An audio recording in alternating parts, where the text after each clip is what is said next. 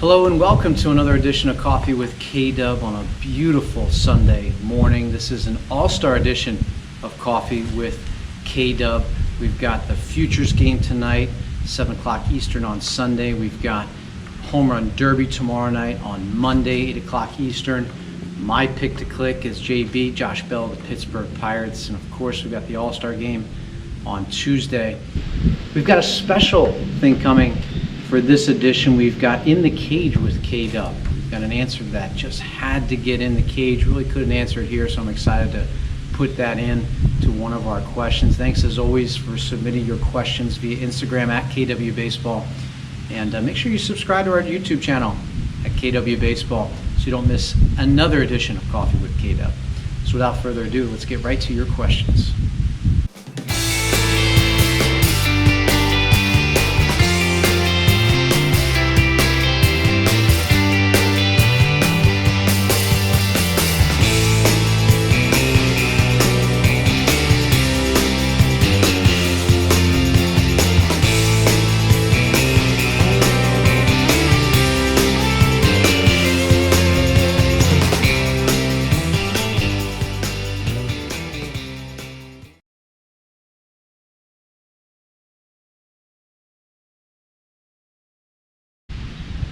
Absolutely, you can win with that.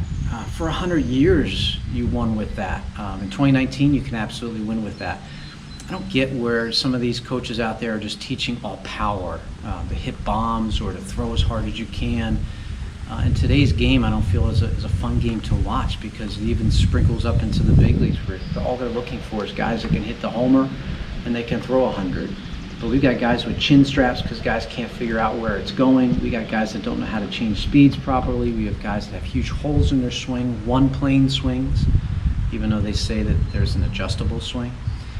So we have a ton of athletes out there. We have guys that can be developed.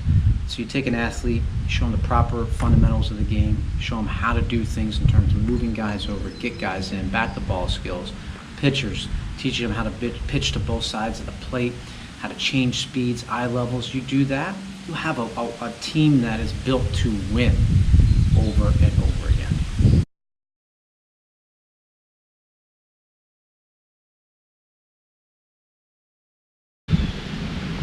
Know thyself. That's the first thing I always tell guys is know thyself. That's, for me, I try to get to know them. So I get to know how they do things and why they do things and the type of person and player they are. So if someone's trying to teach you a launch angle, that's the terms you used, swing, or if trying to make you a power hitter, you're not a power hitter, remove yourself from that situation, that environment, find someone else that helps you square up the baseball and do what you want to do, whether that's a line drive hitter, hit hard ground balls, whatever the case may be for you at that season of your life.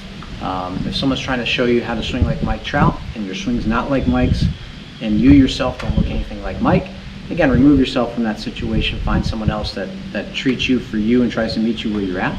Or, like we did in the back in the day, just go ahead and work on it on your own. We had no problems back then trying to figure out how we like to do it there. So always stick to yourself, know thyself, and stick to what you do well, maximize your strengths, and you'll be just fine.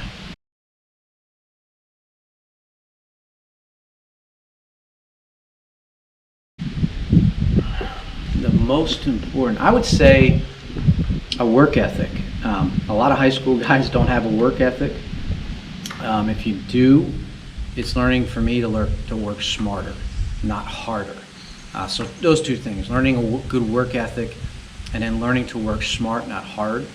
You can work smart, and if you do that, you can take less time working and have more time for other things, family, other activities, other sports, things that you're interested in to balance out or align your life at that moment. But in high school, there's just a lot of things going on. You're going through growth as a person, you're going through growth as a player. So that work ethic, if you want something, you gotta sacrifice. You gotta say no to a lot of things in order to say yes to the things that matter the most to you. So for me, working smart and having that good work ethic is huge for a high schooler.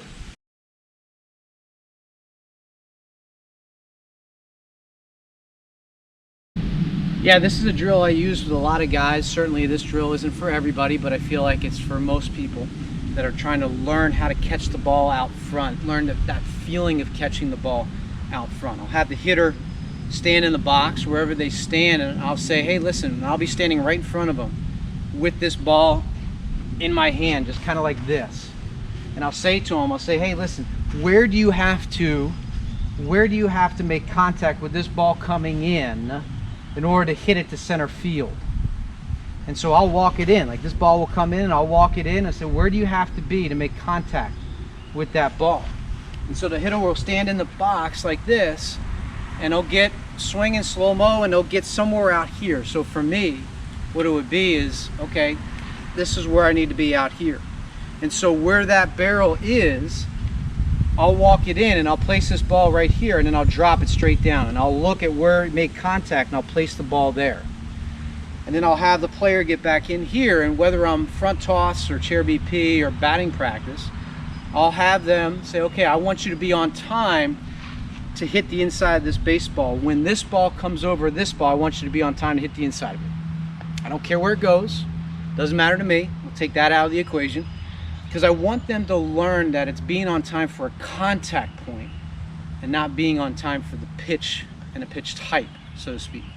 So at the very beginning, I want you to be on time for a contact point. You'll be able to adjust all different ways, different pitch types and speeds and that kind of stuff. But in terms of contact point, I want us to know, like, okay, here, this is where you're at. So I didn't put the ball down for everybody. Everybody's slightly different. So that's why I wanted to see, where do you hit the ball? And then work from there. I will give this little trick. The faster it comes in, we're going to have to push the ball out just a little bit more. All right, I would rather square it up out front or miss a little bit out front than ever getting back and getting beat. So this also helps us be direct to the inside of the ball and not waste a lot of time back here, where I see a lot of guys nowadays wasting a lot of time back here. So that's an easy drill for a lot of guys to do, is just to be on time for that contact point out front. Let the ball do its work where it's going to go, and I think you'll be pretty satisfied and pretty pleased that the way the ball is starting to go out, it's going to start to go out the same way, to right, to center, to left. You're not going to have those flares or hooks. Everything's going to be pure, because you're understanding how to catch the ball out front for where it works for you, not necessarily works for somebody else. Thank you for joining me for another edition of Coffee with Kdub. I had a blast today. We switched it up a little bit with the cage, getting in the cage and talking about those contact points. That was a lot of fun for me. Hopefully you guys got something out of it.